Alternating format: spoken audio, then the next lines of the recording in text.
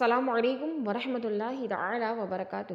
یقیناً میری ویڈیو کو اسٹارٹ کرنے سے قبل آپ میرے ٹاپک تک پہنچ چکی ہوں گی کہ میرا آج کا ٹاپک کیا ہے۔ جی بالکل، اصل ہر انسان کو اپنی اصل یاد رکھنی چاہیے۔ حضرت ایاز سلطان محمود کے بہت ہی زیادہ چہیتے شاگردوں میں شمار کیے جاتے ہیں۔ حضرت ایاز کو سلطان محمود بہت زیادہ پیار کیا کرتے تھے۔ آپ جانتی ہیں کہ جب کوئی ایک بڑی شخصیت کسی کو چاہتی ہے تو جس شخص کو چاہا جاتا ہے اس کے حاسدین پیدا ہو جاتے ہیں، حسد کرنے والے پیدا ہو جاتے ہیں۔ حضرت ایاز کے ساتھ بھی وہی ہوا۔ سلطان محمود کے یہ جو چہیتے شاگرد تھے حضرت ایاز، بہت زیادہ لوگ ان سے کدورت رکھنے لگ گئے، حاسدین ان سے حسد کرنے لگ گئے۔ آخر کیا ہوا کہ ان کی کوشش یہ تھی کہ کسی بھی طریقے سے ایاز کو سلطان محمود کی نظروں سے گرا دیا جائے۔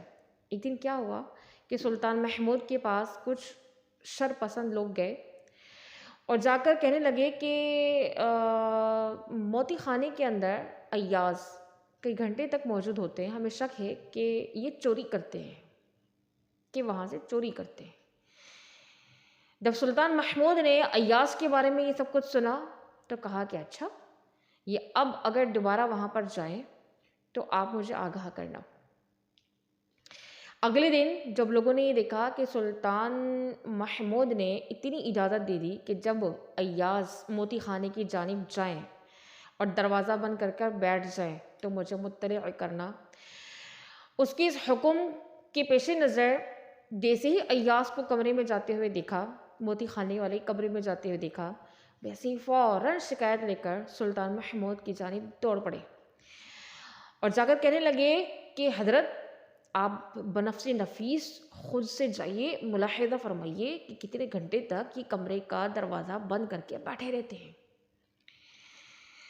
جب سلطان محمود نے یہ سب کچھ سنا تو وہ ان حاسدین کے ساتھ میں اٹھ کر آیا اور موتی خانے کے کمرے تک پہنچا، موتی خانے تک پہنچا اور آواز لگائی، ایاز۔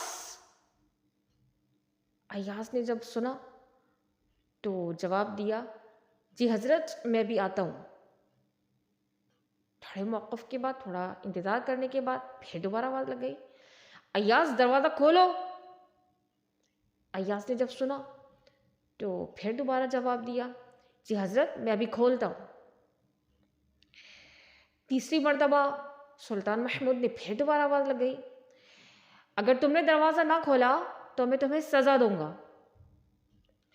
جب ایاز نے یہ جملے سنے تو بے تڑپ جلدی سے آ کر دروازہ کھول ڈالا اور جیسے ہی ایاز نے دروازہ کھولا تو ویسے ہی یہ شر پسند حاسدین سلطان محمود کے ہمراہ موتی خانے کے اندر داخل ہو گئے۔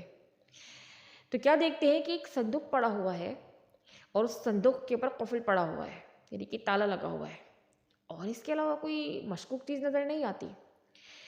لیکن چونکہ شر پسند تھے نا تو مجبور تھے، اپنی عادت سے مجبور تھے، اپنے حسد سے مجبور تھے۔ انہوں نے کہا کہ حضرت، یہ جو صندوق پڑا ہوا ہے نا، یقیناً اس صندوق کے اندر اس کا چوری کیا ہوا مال موجود ہے۔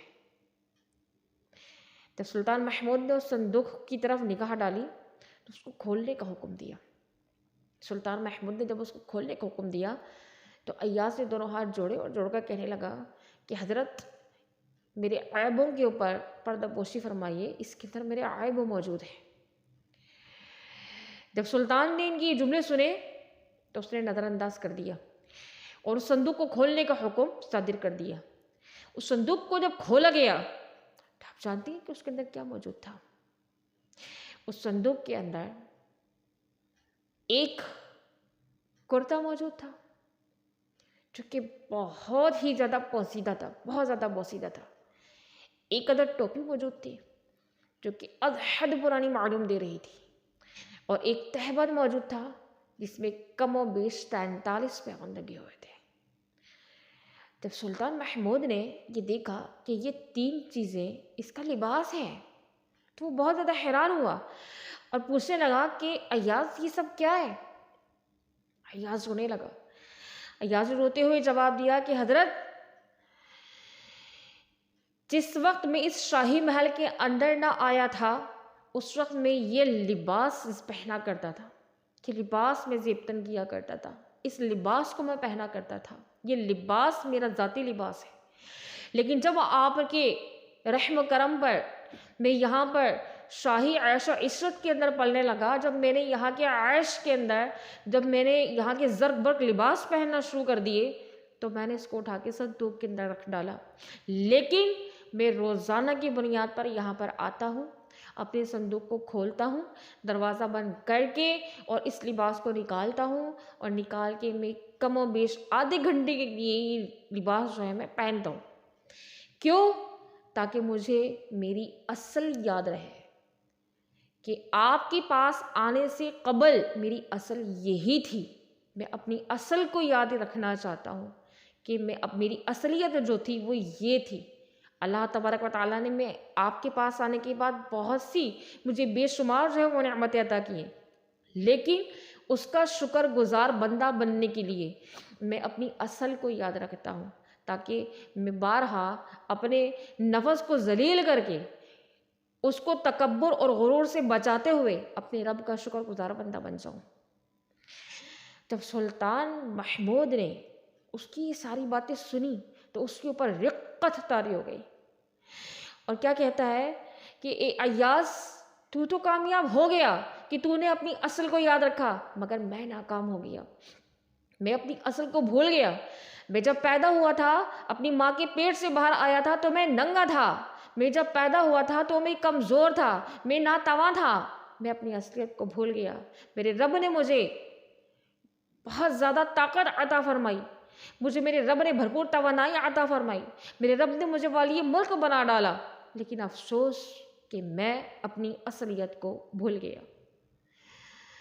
تو کہا یہ جاتا ہے کہ انسان کتنے ہی بڑے منصب کا مالک بن جائے، کتنی ہی بڑی پوسٹ کے اوپر بیٹھ جائے، کتنا ہی بڑا ذمہ دار بن جائے، کتنا ہی بڑا منتظم بن جائے، کتنا ہی اعلیٰ جو ہے وہ منصب کے اوپر فائز ہو جائے، بڑی بڑی کرسیاں حاصل کر لے، لیکن وہ اپنا ماضی نہ بھولے۔